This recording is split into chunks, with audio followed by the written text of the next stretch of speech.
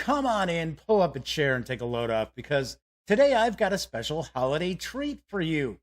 Recently, I had an opportunity to sit down and chat with Todd McFarlane of Image Comics and McFarlane Toys, and we mainly focused on tabletop gaming.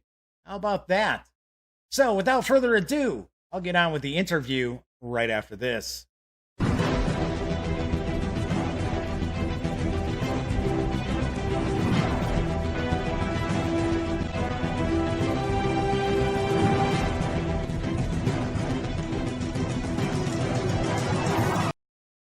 Howdy, howdy, howdy, gang. Yes, I'm Jeff McAleer, back once again as your host here at the Gaming Gang channel. As I mentioned in the open, I had an opportunity to talk with Todd McFarlane through Skype. And it was funny because I had actually interviewed him at San Diego Comic-Con about 3 years ago. And then last year had a chance to talk to him for a few moments. And it turned out he actually loves playing board games. So when Todd reached out to me to see if I wanted to chat a bit about tabletop gaming, I leapt at the chance. So let's jump on into the interview. It's a pretty long one and it's very chatty. So kick back, relax. Here's the interview. Todd McFarlane, the legendary Todd McFarlane of Image Comic fame, of McFarlane Toy fame, is joining me today, and we are going to talk about tabletop gaming. Sure. Amazingly enough. Sure. Because you are a big gamer, aren't you, Todd? Well, the definition of big is for everybody, but yeah, I've been doing tabletop gaming since I was 10 years old. So, and I never got into video games. They just sort of, when I was at college, they were becoming vogue. You know, the ones Asteroid and Pong and all that. And they just got more and more complicated, and I just was never able to devote the time to get the dexterity down. And then all of a sudden now you got to have like 8 fingers going at the same. I just go, whoa, whoa, whoa, whoa. So to me, I just, for years and years, did a lot of sports tabletop games that were basically, to my mind, the coding that they put in those kinds of video games. So I just go, the numbers are here. I don't have to have the dexterity. I'll just roll dice 1,000 times and get to the same spot. So were you playing Stratomatic? Never played Stratomatic. So was never it did. APBA? There was another game, APBA. Other people call it APA. My brothers and I, we called it APBA, and we played that forever. And I may, Jeff, I believe probably have the most extensive APBA collection on the planet. I've got every season of baseball, every season of football, every season of basketball. I've got their hockey. I've got their golf. I mean, if you go into my closet, it's this trove to APBA, which is kind of cool. Like for me, I'm a baseball fan. So. Oh yeah, I know that. So for me, it's, if you came over to the house, I could say, who's your favorite team? Who are your favorite players? And I go, okay, the 72 Reds, bam. Okay, let's play them, right? Boom. And I put them in front of people and I go, you can play your favorite team and your favorite players in an instant, right? It's cool. So. Of course. I played baseball games forever. I played APBA. I played Stratomatic. There was a game called Shirko Baseball that was out back in the day. Yeah. Used to play that. So here's what I've done. I've done some full season replays, right? And there's sort of two people I find in sports simulation. I don't know if it's quite true in other ones because you don't have stats to compare them to, right? Where in sports, you know, you have hindsight. You know what the stats are supposed to be at the end. So, sure, right. So what I'm curious about is, can you get close to those stats if you use the game right and you play the game in the way? So there's people who like to play the baseball games or sports, and they just it's like just let it go. And if somebody who hit 20 homers hits 35, then they're okay with that. I'm not, because to me, I'm going, is either something wrong with the dice, or there's something wrong with the math that's on the cards. And so Right. I want to know that the math is correct. And so what I do is, like, if I'm doing a full season replay, then I make sure that I use the starting pitchers for every game. I put them up against the starting pitcher that they played against in real life. And here's why that matters, because in the sports games, you have different grades. And how can you have, and I'm going to get a little technical, how can you have a grade B pitcher? One guy is 18 wins, 8 losses in real life, and another grade B is 10 wins and 14 losses. He's under 500. How can that be? Well, there's 2 reasons why. In real life, the guy that was 10 and 14, even though they both had the same ERA, didn't get the run they didn't get the run support. Or another big one, every time they were on the mound, they were facing the number 1 starter. So they may have given up 2 runs, but they were playing against a guy who gave up 1 run, and you're going, oh my God, and he was losing a lot of. So I found that even playing head-to-head the right matches every game, that makes a ton of difference. I don't go to the next step, which some people do, which is actually use the exact box scores of every game. Sure, right. But what I do is, if somebody got 400 at bats, then I'm always monitor them so that by the halfway season they should have about 200. So I'm always keeping track. I have like this. I create all these Excel spreadsheets, and they keep my projections so that I know whether I'm basically in the ballpark of not.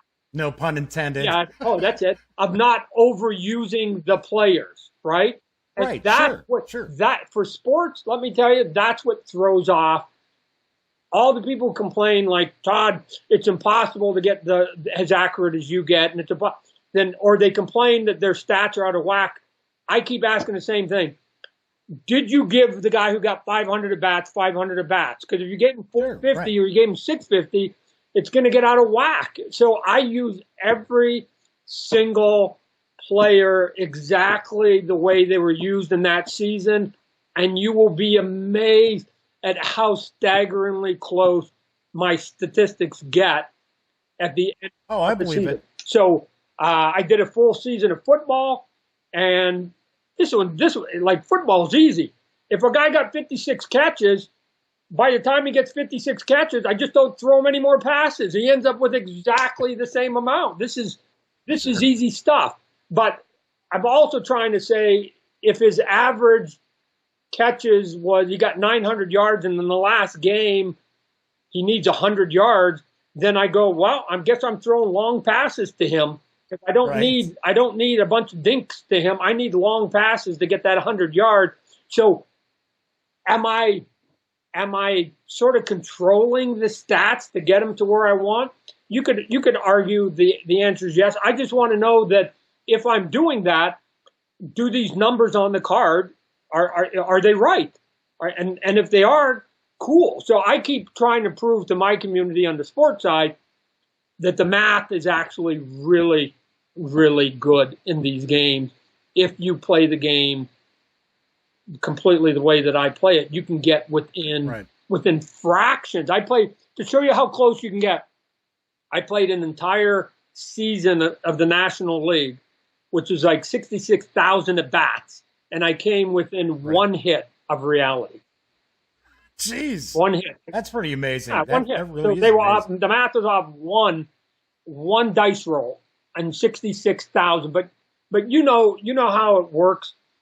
If you've got a small sample size and your numbers aren't going to work, and the bigger your sample sizes are, the more you go to having all these numbers and all these averages work. So, so like I said, I did that for a while, and then a couple years ago, 3 years ago, I got the bug to do like war games, and then I go, hey, I'm gonna pick up a couple war games, and then it just, like the baseball and the football, I just go, hey, I'm gonna buy more and more and more. Not as much as I see on your screen behind you, because my wife will not allow that.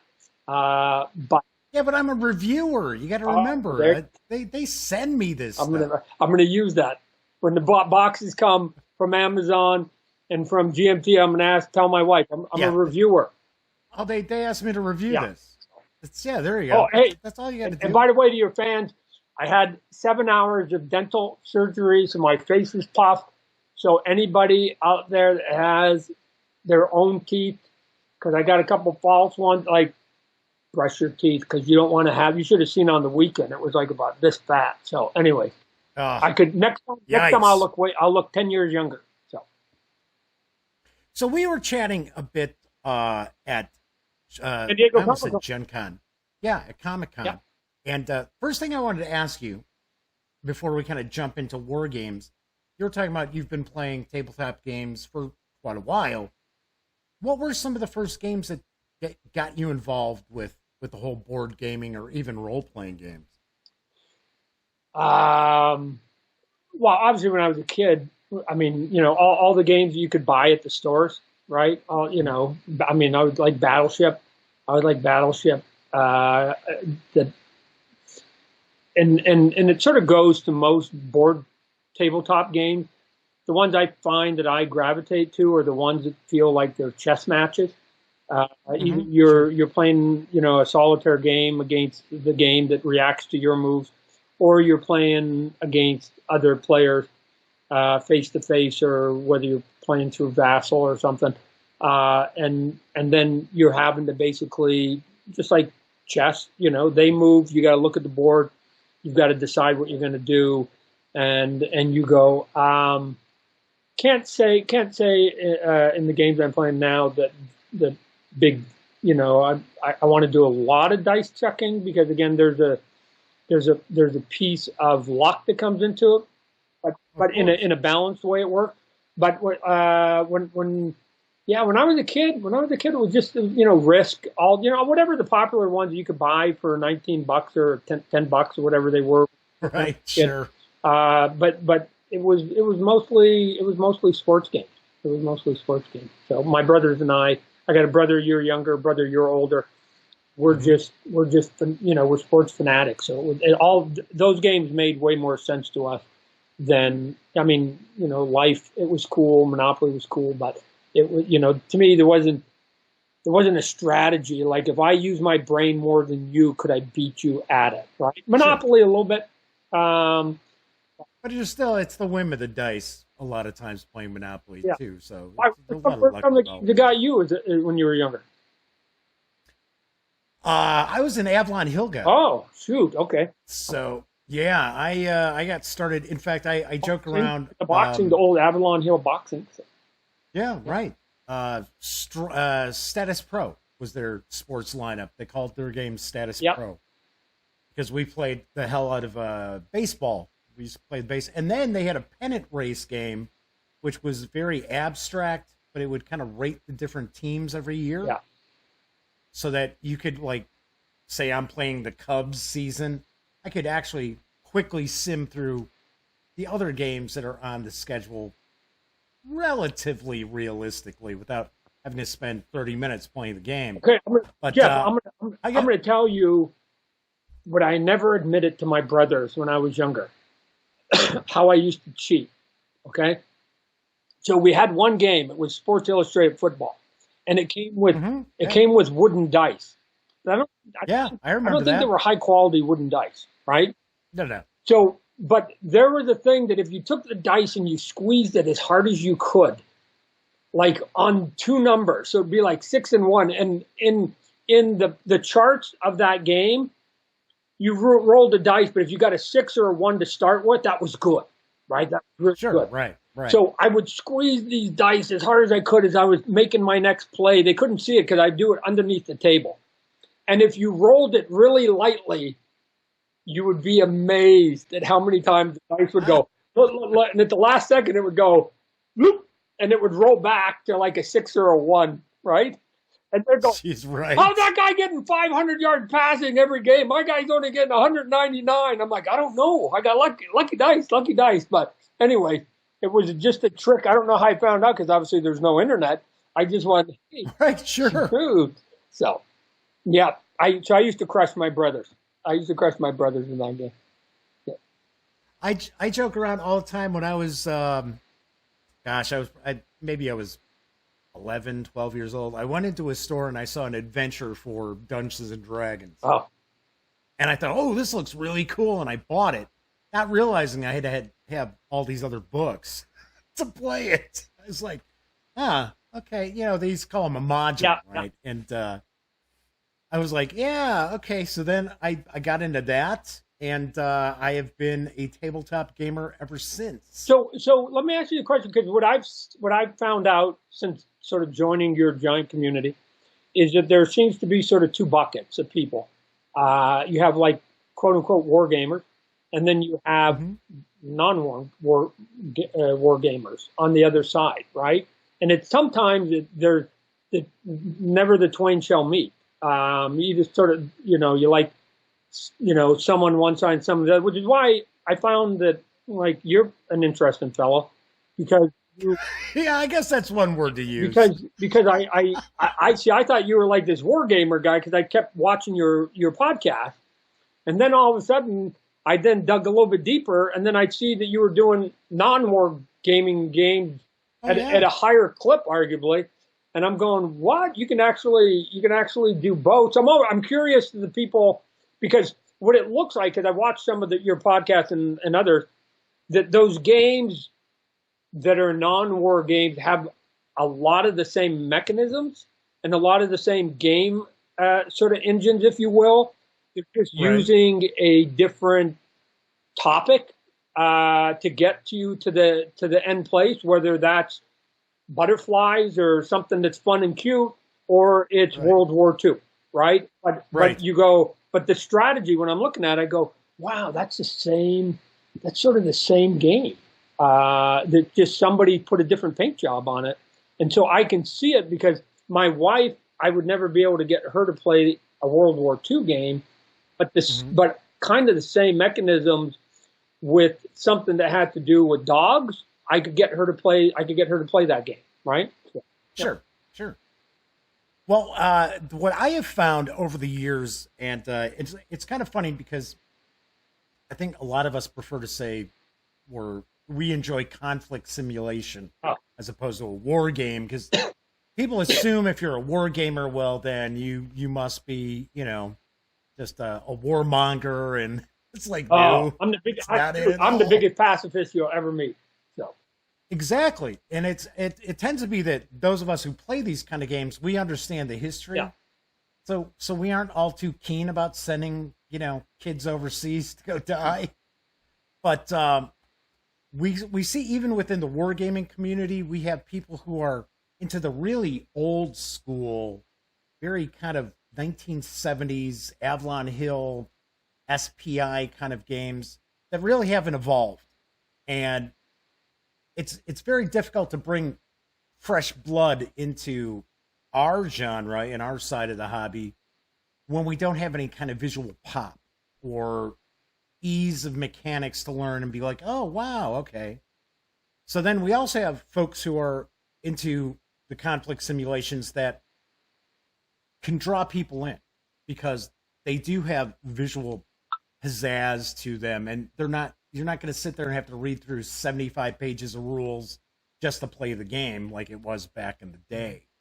So, and as far as like the mechanics, after buying a bunch of games, is that you start to gravitate to certain types of games more than others, right? Of course, right. I found, and I still experiment, because I go, maybe it's just me, Todd. You just got to give it a little bit more time. But I found that the hex-based games, right? Mm-hmm. I don't enjoy them quite as much. They're hex and counter games is what we always call them. Yeah. And that's the old school. That's the old 70s. Right. And so there's a lot of cool games. I keep going, I'm gonna find like a really good Civil War game. But it seems like all the ones that are ranked high are hex and counter games. And when I play the hex and counter, then I feel like I'm doing homework, because I'm always doing math, right? I'm always having to add numbers. So right. I don't want to be adding numbers. I don't want this to feel like homework. I want to have some fun with it. I want to know whether I can just beat the board, right? So for instance, like sure. I'm at my office right now, right? So I've got a game here, just literally right there. It's called Freedom, the Underground Railroad, right? Yeah. And that's Academy Games, correct. Right? And they just did another reprint, and it's won a bunch of awards and stuff. And so again, the topic of it is very serious and solemn. But if you sort of just put the game out, and it's weird how the game actually mentally plays with you, because when you're moving, you're thinking that you're dealing with human beings, right? Because that's what the topic is up for the game. And so I find that when I let some of the people in my office play it, they mentally let the game beat them because they're not doing the right moves, right? Just the right chess moves. They're sitting there more like, well, the rook is a castle, and I don't want to destroy a castle. And you go, no, the rook, you need to move it because that's how it moves on the chess. But who cares if it's a castle, right? Right. And but anyways, this game is I now let almost everybody here at the office play it, and I've got my chart up on the board right here. I'll go if you. I saw the little note you've got up on the door. Here's what's on my board right now, right? This right here, the cardboard. Isn't it 30-0? It's 30-0. Like I used to have the other sign that said, "Humans that I employ 0-30," right? But they're sitting at now. I've said that out loud on a couple of the BGG and stuff, and they're going, "Well, you must not be playing the game right." I don't think that's correct. If you give the game to 30 different people, more than likely they're going to all lose the first time around because they don't quite know the strategies. And like any good game, it takes you 4, 5, 6 to even figure out what the strategy is. And then because you've got basically a deck of cards that have some luck as to where the bad cards are, then you can only come up with a strategy, and basically the deck can kill you.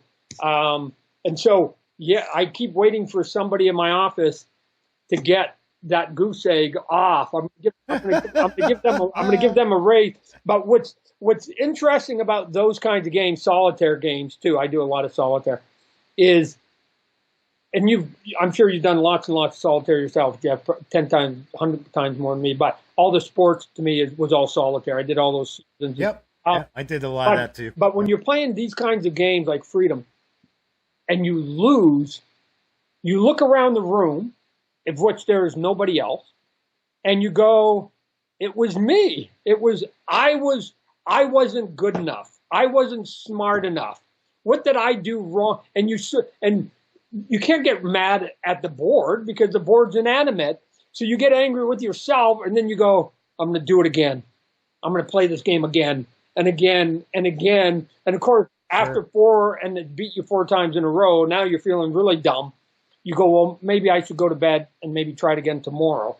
And you said, so I find it fascinating that people have figured out games where you're in a room by yourself and you move, then the board moves because it just says, "We have no intellect, so whatever you do, we're just going to counter. It will be based on what you do." So their movement back towards you is, for the most part, counter to what you do. So it's still you. It's at the end of the day, you go, "God, you're beating me with my own strategy, and I'm playing an invisible opponent, and I get crushed over and over and over." And a good solitaire game, you should only be able to beat 20-25% of the time. Yeah, that's about right. Yeah, those are the games I enjoy, because I just go, "No, I'm going to do it again and again and again and again," right? So, and some of those, again, it's easy for me to get people to play something like Pandemic or something because it's a quick teach, and and people then sort of they pick it up real quickly, and then they start palpitating and they go, "Oh, okay, cool, I get it." And then when they get beat, then they go, "Let's do it again," because they all think that the next game that they figured it out. right? And so I like to see that people who probably haven't played a board game for a decade maybe, not only do they play the game, but then immediately following their loss, they want to play another game like instantly because they're Yes. sort of hooked and their adrenaline's going. So to me, that's a good game.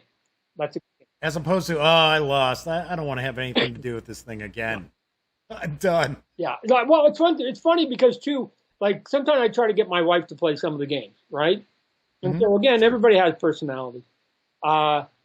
She wants to have fun. She wants to have fun where I actually want to be. I want my mind to be challenged, right? Where Sure. she's like, Todd, I don't want to work that hard. I don't want to have to look and strategize. I just want to just have some fun and some giggles and some laughs and stuff. So Sure. unfortunately, I haven't figured the game that we both can enjoy at the exact same time that is in my collection. So I don't know what that is. So if any of your listeners got a suggestion that would be a good married couple game, then that would be both stimulating for my brain and fun for her, then okay, then pass it along. I can shoot you some recommendations. I can send you some recommendations for some solitaire games that you may have not run across that will certainly challenge you. Oh, yeah, and one right off the top of my head, I'll tell you, Dawn of the Zeds. I'm not sure if you've heard of that. Yeah. No, I have a bunch of the State of Siege games. There you go, from Victory Point Games. Right. Yeah. So, and I like those because they're quick, they're easy, and they're sort of relentless, right? They're coming at you, you know, a little bit like Pandemic. Things are just coming at you, and if you feel like there's a clock ticking in the back of your brain. So, I like those games. Yep. Yeah, Dawn of the Zeds is probably the best, in my opinion, out of all the States of Siege. And of course, they got to the point where now it's a boxed game. It's not in a little Ziploc bag. Mounted boards. Like now, some of the stuff's starting to get really cool. I just bought Zulu ramp. Zulu's on the ramp. Yes, right. And that one came mounted. I'm like, oh, look at this. It's not even folded. I go, cool. So that's another one of their ones where just, again, relentless. It's cool. It's cool. I take a lot of those games with me on the road. Because the boxes are small, they're quick, easy setup, and if I got 15 minutes, 20 minutes before I've got to go to a meeting or something, I can play a bunch of games. I think I took to San Diego Comic-Con. I brought Ottoman Sunset, which is another one of those games.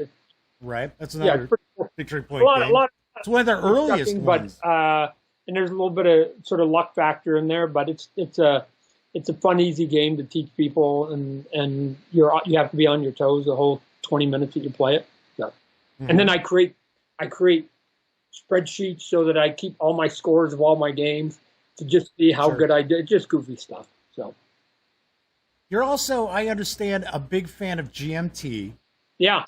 Aren't you a pretty big coin fan, Tom? Yeah. I just go, I got to get them all. I'm going to get them all, and I'm going to figure them all out. And because there are some similarities, but I actually am impressed with how much sort of diversity they figured out in some of the games. Early on, you could say, that the first two or three, there was a little bit of overlap between Adinabes and Cuba Libre and A Distant Plain. Even the map sort of had the same color palette. Right. So you went, oh, okay. But you start playing them, you can see the difference. I'm going to tell you, Jeff, not that I've seen every board, but I'm constantly looking on BGG and other boards. For me, I'm an artist. The board for Liberty or Death, which is one of the coin games, is the prettiest board of anything I've ever seen, right? And it's this weird thing. Sometimes I'll buy a game just because the board looks good, right? And then, but counter to that, I also will walk away from a game, no matter how highly recommended it is, because I think the art could be better. And Dawn of the Zed is a little bit like that. It's a little bit dark for me. I go, come on. this could have been more aesthetically to my eye, a little prettier, because I find that some of the fantasy games, because I used to have graphic guys that used to do this. When they invented like Photoshop, they all went crazy. Mm-hmm. And it was like, let's put a fade in the logo. Let's put a shadow behind the logo. Let's put a fade here. Let's put a texture here. And then all of a sudden you can't see it, right? And you're going, like here's a good design to me. And you're sitting in front of a bunch of them. If I can read the name of the side of those boxes behind you, it's a good design. If I can't, it's not, because I'm never going to look it up once I get off this podcast, because I don't even know what the word is. Right? But if I see something that's just big and clean, and so I think there's a way to take that and put it on boards so that they don't look overly cluttered or look too simple. I mean, the other direction, they look too simple. So I think that the coin games, especially the last couple, have gotten really good. The Gandhi board game is pretty to look at. I'm curious. I've got a P500 one coming. Their next game, which is a white board from Poland, All Bridges Burning, I think it's called. Yeah. And it looks like there's a lot of white, and then one of the factions is white. And so I remember I was asking the designer, going, "Hey, just FYI, how does it look white on white?" Right? Because in the Vassal game and some of the screenshots, it's sort of hard to find the spot, like the pieces. Sure. In 3D, you have height, so you got dimension. He said, I'll take him at his word, that it's like, no, we played it a lot with testers and nobody's ever said anything about it. So, but it looks cool in white because it gives you a sense of it's winter, right? So now, is it get you more immersive because you're in there. But I know that it's interesting when you look at a coin game, you can either look at some of those photos that they post on BGG, and you can either look at it and go, that looks like a complete mess. Like, it just looks like somebody vomited a bunch of blocks on a map, and it's like, it's ridiculous, Todd. Or, because some of them, as you know, have pretty bright colors, right? So you got literally hundreds of these bright colors on sometimes subdued background, but then they actually have some where they use browns and sort of dark greens and whatever, like within Fire in the Lake, those colors are a little more subdued. But you're still looking at it, and if you don't really know how to play the game, it can look like a splatter effect. The Legos that poured out from your kid's pile that is all over. Sure. You just go, come on, this doesn't make any sense. That was my initial reaction when I saw some of the early coin games. I went, nah, doesn't make any sense to me. And then I saw the board for Liberty or Death, and I go, I want to see what that looks like in person. And then I bought it, and then I figured out the game. Like, I played it 2 or 3 times, and Solitaire, and then I just felt like all I was doing. I mean, I'm sure you've had plenty of these games, Jeff, where you just feel like when you're first learning, you're just moving, but you have no idea what you're doing. Right. I'm just pushing pieces. I don't know why. Pushing pieces. I put Liberty or Death away. I was pissed. I was really pissed at it, right? I was like, this is ridiculous. I put it away, pulled it out a second time. Still makes no sense. And then it clicked. I looked and I went, okay. So what are you trying to do here? And then what I did was I just looked at the victory conditions, and I went, all I'm going to do is just chase the victory conditions. That's all I'm going to do. And then it made complete sense. I'm going, because now every move I made was going towards a victory condition. And I went, so I need to do this. And I go, yeah. And then the only time I need to deviate from that is if somebody else, one of the other factions, is getting close to their victory conditions and looks like they're going to win, I have to figure out how to deter them. So throw a wrench into their plans. Yeah, you have to take a pause. and you have to go, okay, I can't keep going and plowing on my victory condition. I've got to stop them. Or sometimes you get so far ahead on your victory conditions, they all turn their turrets to you, and they go, wow, Right. now we're gonna suppress you, Todd. And so like right now on Vassal, I'm currently playing Pendragon, Fire in the Lake, Colonial Twilight, and Liberty or Death. Four of the coin games all at once, which you can do. It seems like a lot, but Sure. if you've done it, sometimes people take a long time to respond. So if you play in one game, it can actually be painful because you go days without. Because you're waiting. Yeah. So if you got, It's like, I'm growing old. Come on, just get your move in. yeah, What's going on? you don't have a life, make your move. So if you have 3 or 4 or 5 games going, then you can, there's usually a move a day minimum that you could be making so that you're being interactive within it. But yeah, I think the coin games. I was even thinking about it, going, could I convert one of the coin games into a Spawn game? Right? You'd have heaven, hell, the spawns, and humans. Right? And those would be the 4 forces. Would be the 4 factions moving around, and then instead of using blocks, then could I sculpt them so they look more like Gloomhaven or something, and then make it a little more arty, but use some of the mechanisms that I like, so that you basically might be able to capture a little bit of the people who do war simulation and people who like sort of fantasy strategy games. I don't know. Right. Sure. I keep thinking that there's a way to get there. That was a question I was going to kind of touch upon as well, because I had kind of floated this out when we chatted over at Comic-Con. I'm surprised that you haven't actually got a game division. I really am. Yeah. I'm really surprised. Here's what I think. Because I had somebody that worked for me that worked at a company that did a lot of board games, and we were constantly talking about it. I think that it's one of those things that once I do it once, I think it's going to open up a floodgate. I keep having to go, yeah, we're going to get to it, but I got a feeling that if we get to it and it's successful, the next thing you know, there'll be 5, right? I'll come up with 5 iterations of it and or expansions, or I'll just come up with my own crazy ideas that I put on there because I see, a lot of these Kickstarter games, that people put up, and they have huge success.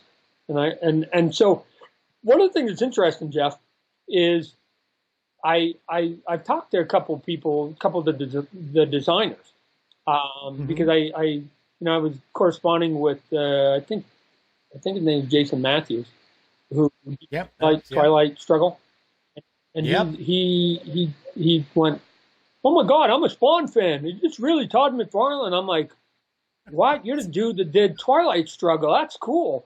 And when you're talking to some of these guys, Brian Train, he does some designing, Canadian up on Vancouver Island. I go, hey, I once a year I go up to Vancouver Island. We should get together. But he also said he comes down here to Phoenix, and there's a convention here, so we're going to meet up. But one of the things that they keep saying is, the problem at times with doing stuff that exists that's branded is that because you have to put the royalty into the game, that it can become a little cost prohibitive, which is why you don't see a lot of games that are based on, big easy brands. I mean, obviously the AAA stuff, Star Wars and Game of Thrones and Lord of the Rings, those of course are easy, Marvel, DC. But once you get sort of past the first half dozen, it's not as plentiful as you might imagine. And they're just saying, well, because they're asking, even the mid-tier ones are asking the same royalty on each one of the games. And I know, because I make toys, and we do license. And if I make a toy of somebody that looks like somebody, then hasta la vista. Then they're gonna get a piece. Then they're gonna piece of that pie. Right. So you can't make. You can't make any little thing here unless somebody's getting. And it's not a little piece at times. Right. It can become a big piece. They got to get their nut. Yeah. So part of it might just be that I go to some of the designers and go, come on, let's just do the game, and I won't charge a royalty on it. Let's just see whether people are even interested in the game to start with, and we can just go from there. So. Well, I always laugh. People ask me all the time, why are there so many games based on H.P. Lovecraft? It's like, because nobody has to pay him. Because public domain. There's no estate. Yeah, public domain. It's called public domain. Yep. Yeah, it's not an accident. It's not an accident. No. You could then use brands that people know that don't cost you anything. You know, there was a game that came out this year. I'm gonna forget the name of it, but it's essentially Aliens. But somebody just went, we can't afford to go get Aliens, so we'll just do our Aliens knockoff, right? And you're on a spaceship, and it's infested with the aliens, and then they come after you. Even the board box, sort of hints at, what you've seen in the movie. But there's your workaround, right? And I know that it was a game that a couple people put in their top 10s for 2019. So it ended up working. And so good on those. Good on those games that can figure out how to take a zombie game and turn it into something that a bunch of people want. Right, something new, as opposed to, oh man, more of this. Yeah. Well, it's interesting, Jeff, too, because I said earlier, my wife wants fun. I want fun too. It's just that for me, my definition of fun is different than hers, right? Sure. I just want to feel challenged, and if I feel challenged, even if I get crushed, that was a fun game to me, right?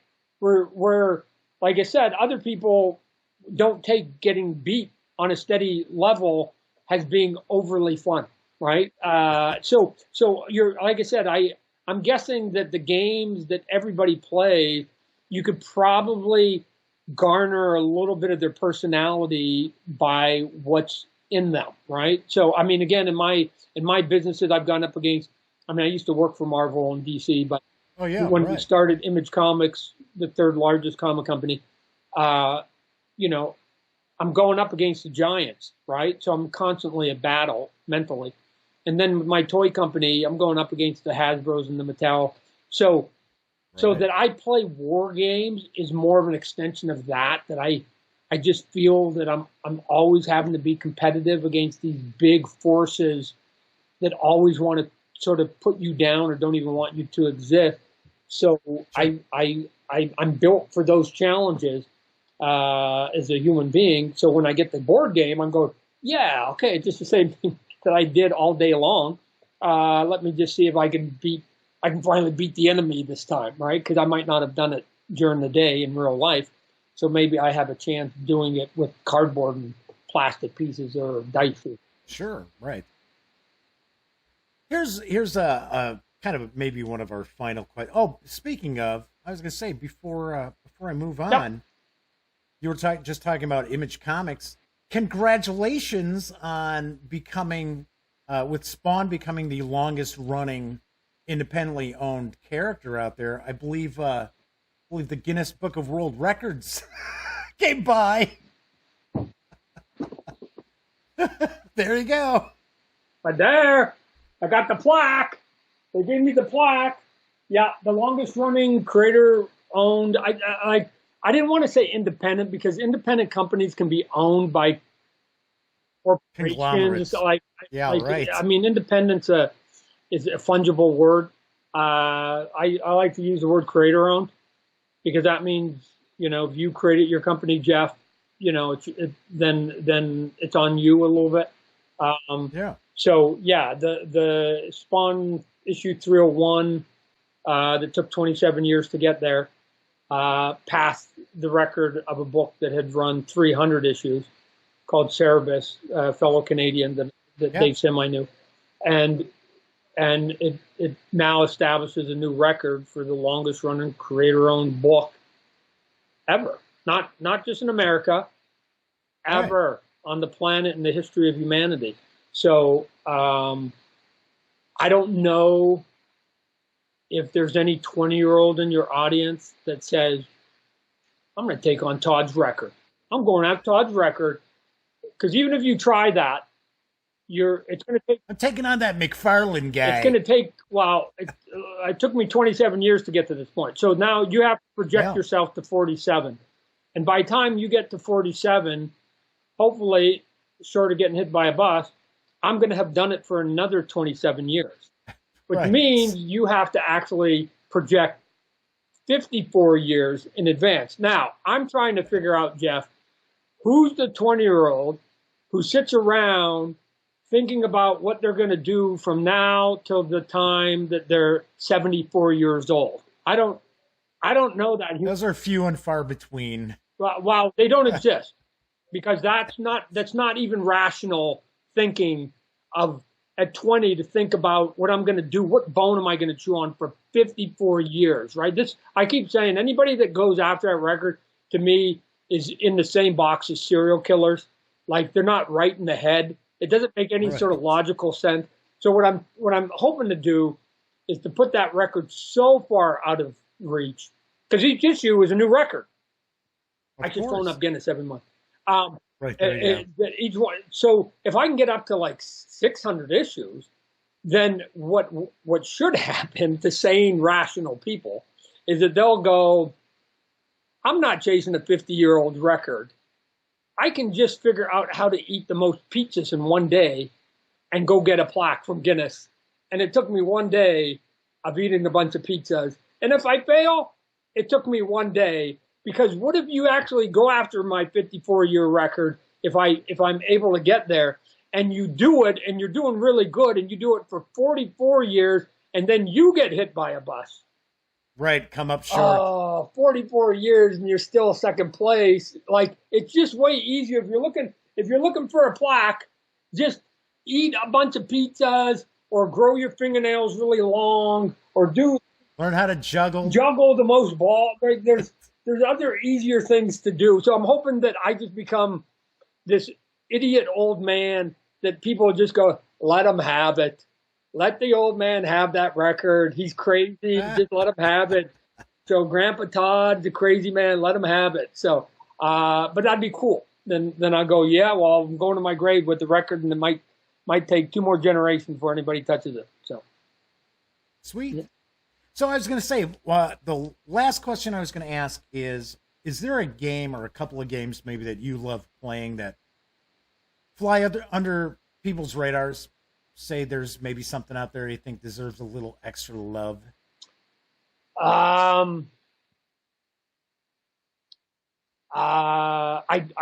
do think, hang on a sec.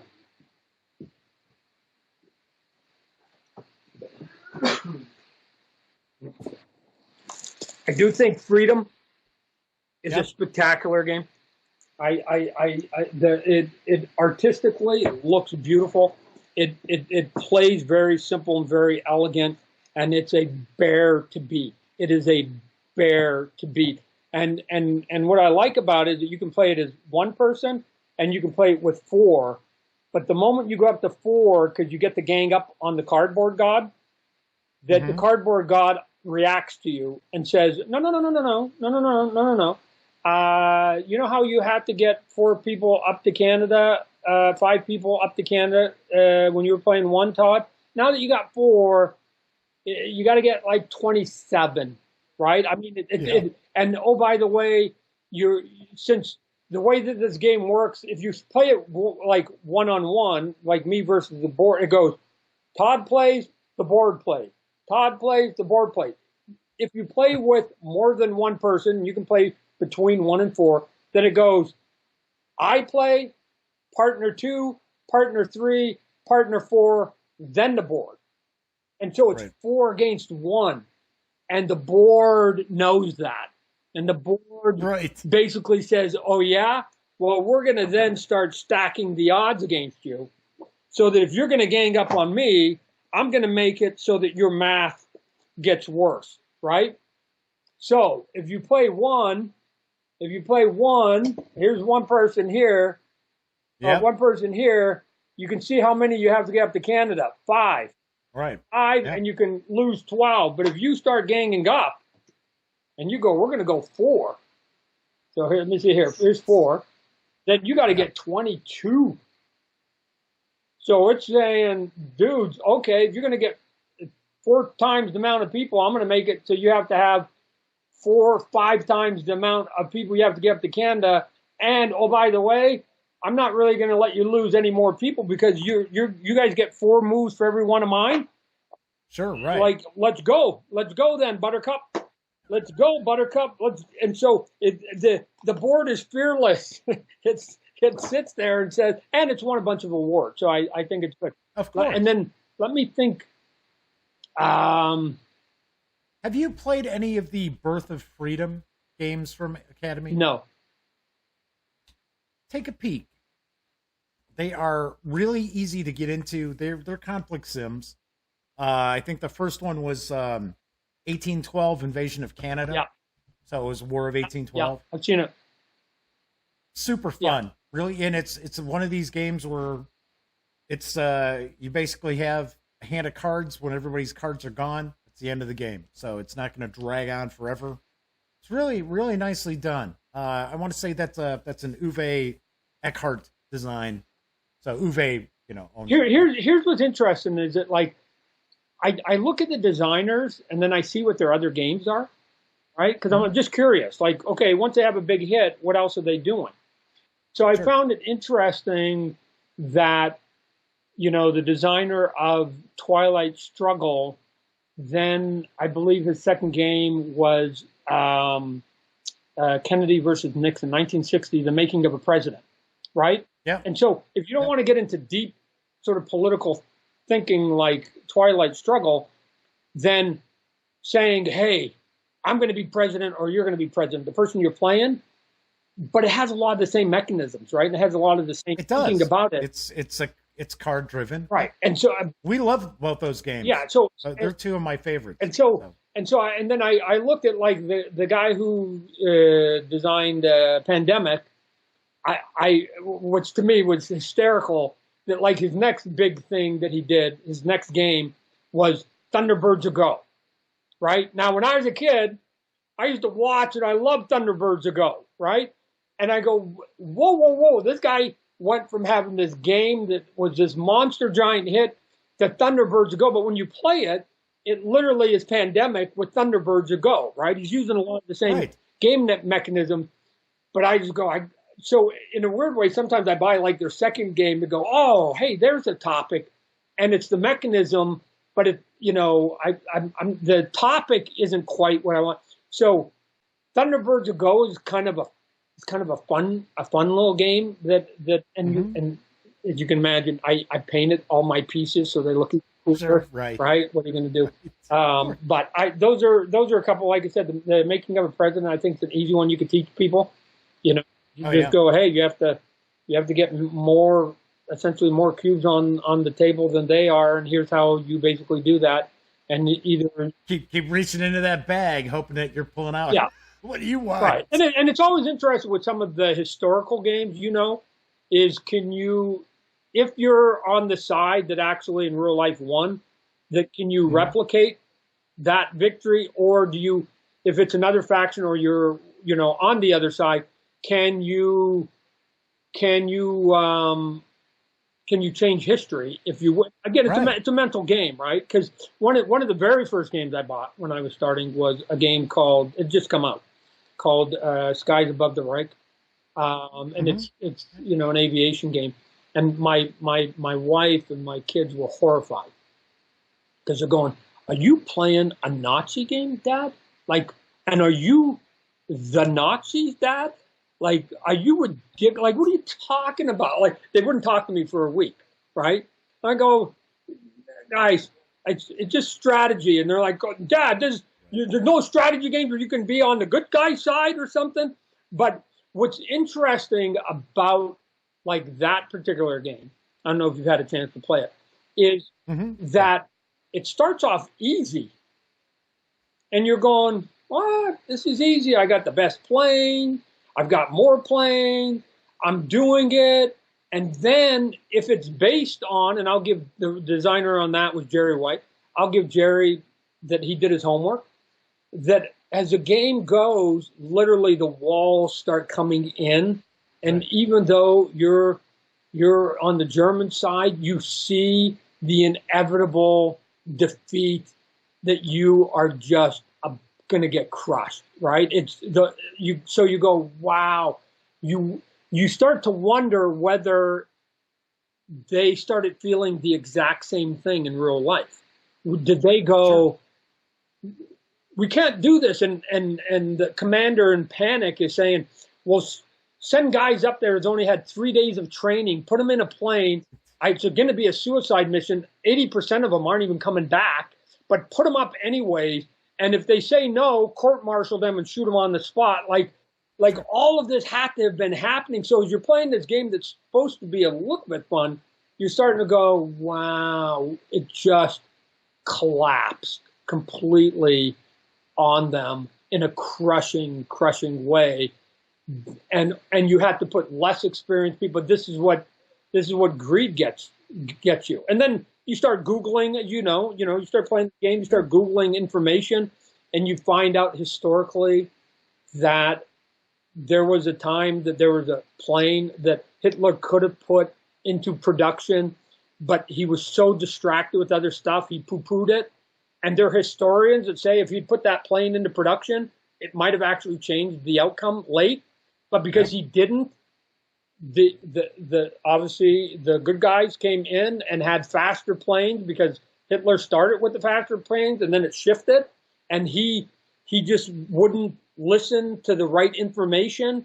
And you're going, so you're saying if he had made that plane, if he had listened to his people, that maybe this thing got even uglier than what World War II was? Like, oh my gosh. And so it's always interesting, as you know, when you're playing a game, that at the end of it, you feel, not just after one play, but after a couple, you sort of get involved in the topic and you say, man, I didn't know that. I'm actually smarter for the history for playing this game that I just wanted to play to have a couple hours of sort of relaxation after a hard day at work. So one of the great things about most of the GMT games is there's always a playbook. Oh, yeah. And it gives you like the historical background, gives you designer notes, things like that. I tend to read those first when I learn a game. I tend to read the playbook and then I start reading the rule book. Aren't you finding that more companies are starting to start adding in those playbooks now because they're seeing how useful that they are, or no? All depends. Oh. I have to be the first to admit that I am not necessarily working with every war game company out there. There are some that I noticed that some games now that are non-GMT games that are sort of using their method of what's in the box because they're getting good feedback from people that it's like, here's the rule book, and then the playbook literally takes you through one play, right? And so kind of gives you an example of play, kind of gives you a little, it discusses strategy a little bit for you as well. What it does, Jeff, that I think is super smart is because there's only, and I'm oversimplifying, I think there's only two kind of learners. There's visual learners, and then there's people who can read, right? And so I'm way more of a visual because I'm an artist. I'm more of a visual guy. So what the playbooks tell you to do is just like Romper Room, let's read along with me, boys and girls, is they want you to set up the board with them, and the book and you are supposed to be in the exact same place, and then as they move, you move exactly the same, and you read, you start reading their reasoning behind it and why those rules apply. And sometimes all it takes is sort of one place through the playbook, and you actually feel pretty comfortable with what you thought, and just reading the rule book on its own seemed like a complicated game. It starts to simplify in your brain really, really quickly, right? And so I think they're a huge benefit. And so, I agree. I completely agree. Any final thoughts you'd like to share with the viewers at all, Todd? I'm getting a sense, and you would know more than I would, Jeff, obviously, that this thing, maybe not, this thing called tabletop gaming, that seen like, oh, you know, that's what Grandma and Grandpa did, or it's like Jim Rummy or playing bridge, Right. and I can play those too. That the video game came in and it sort of took everything by storm. But it seems like the pendulum is swinging back just a little bit, so that if you tell people that you're a board gamer, they don't look at you odd, right? It's a little bit like what happened in comic books, you know, because you sort of hang around that fandom. When I first broke into comic books, and you said you had a comic book collection or even drew comics, people looked at you odd. They couldn't quite figure it out. And then over time, sort of being a geek became cool, right? And going to conventions, comic conventions was cool, which is where you and I met. Which is why I was surprised you were there, because I go, what? I thought you were a board gamer. What are you doing here? This is comic books. Cover all the stuff. Come on. You're a geek, and so geek is a big word. And so I'm finding that like board games is falling into the milieu of geeks, and it's kind of retro chic now. It's kind of cool. I've got 4 or 5 guys here that play. There's a couple of them that are, I guess, I'm told, are sort of famous at their game board stores. You know, where you play at the table. Like they walk in, it's like, oh my God, they're here. I know ooh, there's Bob. One of them does some of the paintings for some of the small figures. So they're like, oh my God. And I think it's super cool. I think everything doesn't have to be complicated. I make toys too, Jeff. And you get these ways where they say you've got to put a bunch of electronics, you've got to be educational and all that other stuff. I don't subscribe to that. I think that the toys, the things you and I did when we were 6 that entertained us with a toy, still entertain 6-year-olds today. Yeah. If you squeeze it and it goes, or you squeeze it and its ears pop up. Right, or eyes bug. Yeah. Right, it's like, whatever. Or you wind something up and you just drop it on the table and it does something, right? All you have to do is wind it and drop it or something. Like, all those things still work to 6-year-olds today, no matter how many iPads they have and how much sort of, you know, they've been in front of the screen.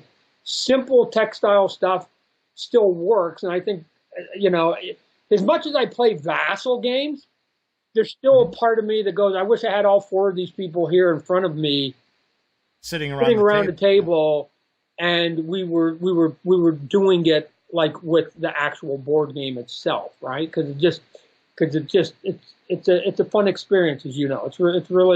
It's a social, fun, engaging time. There's nothing like it. There really isn't. And that's why a lot of people don't realize in Europe, bringing board games to the pub and hanging out in the pub playing board games is, not unusual. Here it's a little odd. I've done it. I've busted out Twilight Struggle at a bar with my best friend, and people were like, actually, more people were actually like, wow, what is that? That looks really interesting, as opposed to, the hell is that? You know, I used to do the NFL toys, right? And so I'd get to go to a lot of the Super Bowl games. So what I would do is I would take the 2 starting quarterbacks card of the latest season to the game so that I could take a picture of those 2 cards at the Super Bowl game. And at the end of the game, when all the confetti would come down, I'd take the winning quarterback's card and I'd put it so that you could get like the backdrop and whatever else. So it was just to say that these card games have been at these events that are based on these real. I don't know. It's all goofy stuff. I mean, we all. We all have our. It's all fun. But you know, because look I don't really have the dexterity to play the video games. I've tried with my sons and my kids, and I'm on a scale of 1 to 10, probably a 1.5, 2. So I'm going to get killed every time. But it's good that somebody my age can still have games in their life, and that I can enjoy and pull out. And oh, by the way, I can also play them with 20-year-olds, right? Because like I said, all the people in my office that played Freedom, they're all my 20-something, you know, rocker, good sculpting art people. They're dudes and dudettes. Right. And they're all like, yeah, let's do it. Not one of them ever said, is that a board game? Like, we're video people, right? Not one of them said that. They all I'm not playing that. Yeah, they all came in. Maybe part of it is they saw the over 28, so they want to be the one that beats it. And then they're going, and then it's like, oh, now you're over 29. But before I go, I'm going to give you one silly story. Sure. Going back to this game called Freedom. Here's how you win the game. Here's how you win the game. You got to get there's 3 things you have to do in the game to win. You have to get 3 tokens. Then you have to get 5 people up to Canada, and you can't lose 12 people. You can lose 11. Right. This is what I keep telling them. Right. Like, don't worry about 0. You can, as long as you get to 11, you're okay. Those are the 3 things you have to do, right? So you're okay. I had my guy from IT. Now, my IT guy is the guy who has to keep my company running here, right? Right. I thought he was the smartest guy to employ. He played the game, and he got, of the 3 coins, he got 0. Of the 5 people up in Canada, he got 0. And on his last roll, he got it that he didn't lose 12. He actually lost 16, right? Oh, so I was sitting there looking at him, and he's like, Todd, why are you looking at me like that? Well, first off, you're the guy who's running my IT, and this is a bit of an issue. But I just want to tell you, I didn't know you could actually go backwards in this game. Because if I had set up the board, and you looked at it and you went, Todd, this is dumb. I don't want to play. You would have got no coins, nobody in Canada, and an automatic defeat of 12 people on the board. Instead, you got 0, 0, and 16. You actually went back. You got worse than if you had just got up and left the table. You went backwards. And he taught me something about the game that you can actually go not only from bad to worse, you can go from worse to worster, right? So I went, dude, okay, thank you. So everybody now comes in, his name's Jemiah, and they go, well, at least I won't do as bad as Jemiah. So now the bar is, don't do as bad as Jemiah, and you're okay with the game, and everybody will enjoy it. So when the game was over, did you ask, you do realize this was supposed to be the Underground Railroad, right? No. Did you understand what this game was about? Here's the thing that's even better. You must accomplish these 3 goals, okay? All right. So I get people who get 2 of the 3 coins, right? 3 people up to Canada, and then they lose, and they walk away pretty good because they go, oh my God, I almost won.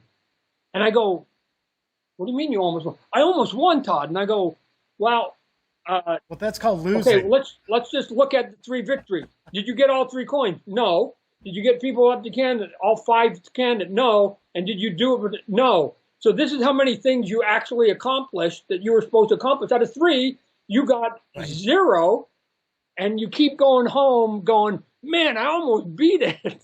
I almost beat it because I got none of the conditions, but I feel, and you know how many of them have walked out, because we usually play it after work. You know how many of my young have walked out with a smile on their face after getting, to me, got crushed by the game, got 0 of the things, and they go, oh, man, I feel good because I thought I almost beat that game. So that's the sign of a good game, because it keeps bringing you back for more punishment. It did punish them, and they walk out with a smile, given that they just got kicked in the teeth and they didn't know it. So yes, I applaud that game. So anyway, there's the fun with dealing with, like you're saying, having humans around when you're playing the games. You get to have these sort of little joking moments and get to enjoy each other's company. Oh yeah, and then you have stories that they'll last a lifetime. My best friend, we've been best friends for almost 40 years. He can tell you about role-playing games that I ran when we were 14 years old, but he can't tell you what he had for lunch yesterday. Yep. So, yeah, that's one of the reasons I've always loved this hobby, because the friendships you make and the stories that you have that last a lifetime. You know how many times me and my brothers got into fist fights over APBA baseball? Right?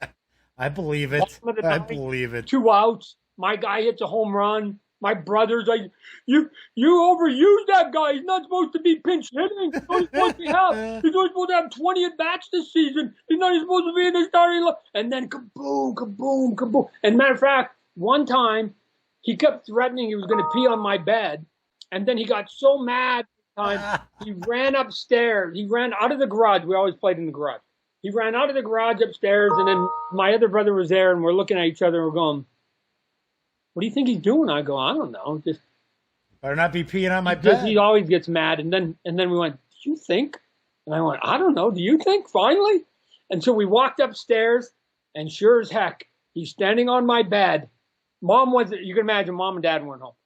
He's standing up on my bed. He's got his pants down to his knees, and he's woohoo! And he is peeing all over my bed because I overused somebody that I guess he thought I shouldn't have.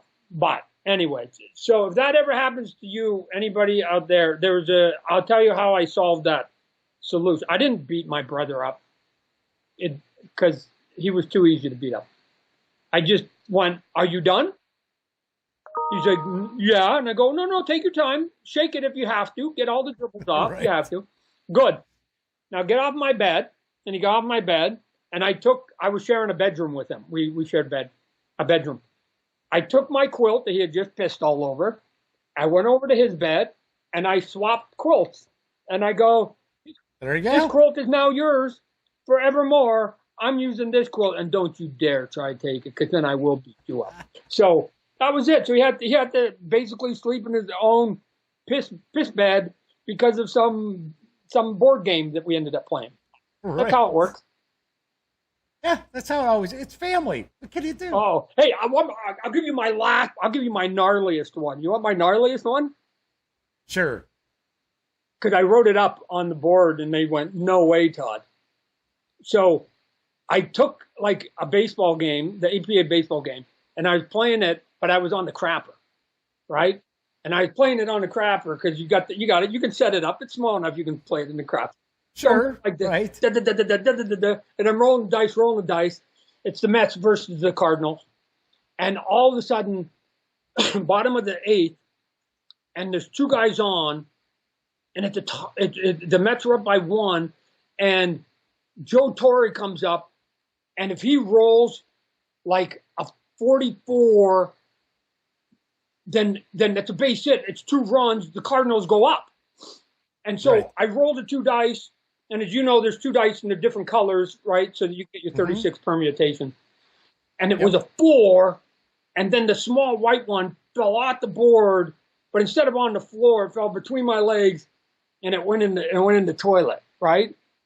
I was a little bit sick that day. So it was very soupy, to say the least. And so I couldn't even see it. I thought maybe I could at least read the digit. And I go, I can't even read the digit. And I'm going, because I can't even see it. So I go, darn it. I've got to know. So I had to roll up the sleeve. I got off the toilet with my pants still down. And I reached in to the brown quagmire. And I came out. And I made sure that I grabbed it so that I didn't turn it. So it was actually result. Right. You have to get the result. And I came out and ground out to second base, innings over, Mets, I'm going, what, for a ground? I did all that for a ground out to second base? Right. But there was a chance, as you know, that it could have been the game-winning hit. So I had to do it. I went in deep into my own crap. So this is what we do sometimes. This is why fan is short for fanatical, right? Yes, have these moments. Yep. Todd McFarlane, thank you so much for spending some time chatting today. Happy holidays to you, because this is actually going to go up Christmas Eve. It'll be up there tomorrow. So a very happy holiday season to you and yours as well. One last thing I do want to mention, if you find yourself in Chicago, drop me a line, because we can always make sure we get enough people together. We can play some games. Yeah, they have a big convention there in Chicago. They've got a few. Yeah. They've got C2E2. That to me, that's the bigger one. Then you got Wizard World. My big goal for 2020 is to see if I can get the Spawn movie off the ground that I'm going to be directing. So I've been having. I just got back from Los Angeles. This Joker movie that just came out that made $1 billion, that broke the all-time record for most money ever by an R-rated movie ever. Not comic book R, but any R-rated movie in the history of cinema. So it woke them up to what I've been trying to sell them for 2 years, which is this dark, serious character called Spawn, and now the phone's ringing at a steady pace because people are seeing that in the top 100 comic books, 95 or 96 every month are owned by Marvel and DC, so you can't even get your hands on them. And then of the 4 or 5 that are left, all the other ones have already been spoken for, The Walking Dead, and then Buffy the Vampire Slayer and Transformers, stuff like that. And the only one in the top 100 they can get their hands on sometime from month to month is Spawn. And with Spawn 300, Spawn 301, it was at number 1 for issue 300 by a lot compared to number 2 even. And then the next month we were number 2. So they're looking at the charts going, hey, go find dark, moody stuff. And they're going, what? There's only one available one in the top 100, and it's at number 1 or number 2 the last couple months? Phone the kid, right? Right. So for the first time in about a year, I would say that there's real momentum. There's real momentum happening again on the film. So if we can get that going, then I may have less time to play games because I'll be out not only shooting the movie, which is only a small part, but then doing the pre-production, the post-production. But there's a lot of talk about shooting it up in Toronto, which would mean we'd be just a hop, skip, and jump to Chicago. So I may not be able to fly all the way back to Arizona, but maybe I could come into Chicago for a weekend and say, hey, let's just have a game weekend. Let's go. We do it all the time. Yeah. And of course, if you're floating around at San Diego Comic-Con, we'll be covering it again this year. So. Yeah, I can bring a game. We can go off in a corner and play a quick game or something. And of course, if you got anything cooking, I'm more than happy. We'll actually do an interview like we did a couple of years ago. Cool. I appreciate it. Appreciate your time. Cool deal. Appreciate your time. You have a good holiday too, and appreciate all the people in our community. Just keeping the fire burning. It's good. It's good. Geekdom's good. It's always been good. People just didn't realize it. That's right. No, they're actually joining the party and seeing that having a little bit of your childhood wonder still inside is okay. Actually, I think it's healthy. I think it's good. Right. I've told people before. I completely agree. That like I've met people like James Cameron and Steven Spielberg and these types. And I can tell you, every one of them has one thing in common. That the moment that sort of all the suits and all the executives get out of the room, they convert into 10-year-old children. And it's why they're so good, because when they talk about what they're doing, you can see the joy that comes out of them and the fun. And it's like, and although they understand intellectually that it's work and they have deadlines and they have budgets, that's really not what's driving them at the end of it. It's just like, oh my God, this is the coolest job ever, right? And so I think anything that is in that big box of geek is healthy. I think it's healthy for all of us. It is.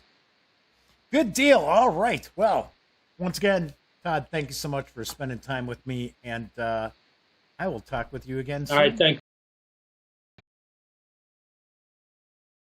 There you have it, my conversation with Todd McFarlane.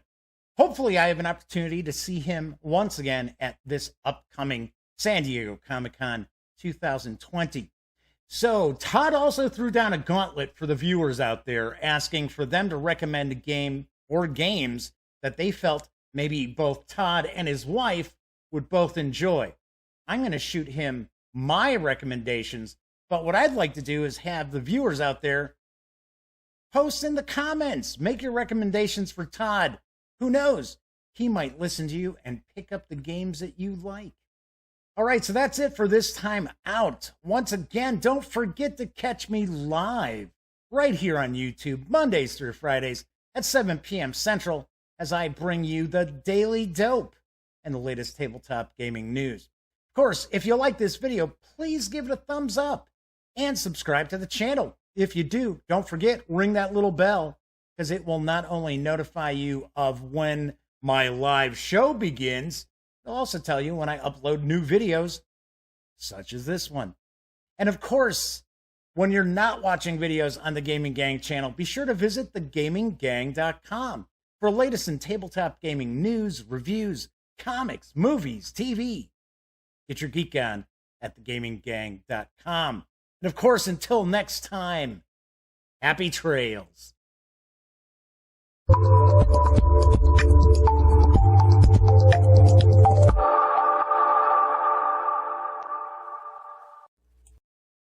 Zoobadoo-badoo-badoo-boo-boo. Zoobadoo-badoo-badoo-boo. Zabba-dabba-dabba-dabba-bum. Zibba. Whoa, hey. I didn't realize that you were still here. Well, if that's the case, then allow me to share the following information with you that I only have 20 seconds to do. So let's all take a deep breath. So, if you would like to subscribe to the Gaming Gang channel, please click right here. If you want to check out the latest episode of the Daily Dope, click right here. And if you'd like to check out a randomly selected standalone video, by all means, click right here. Once again, I'm Jeff McAleer, and thanks for watching.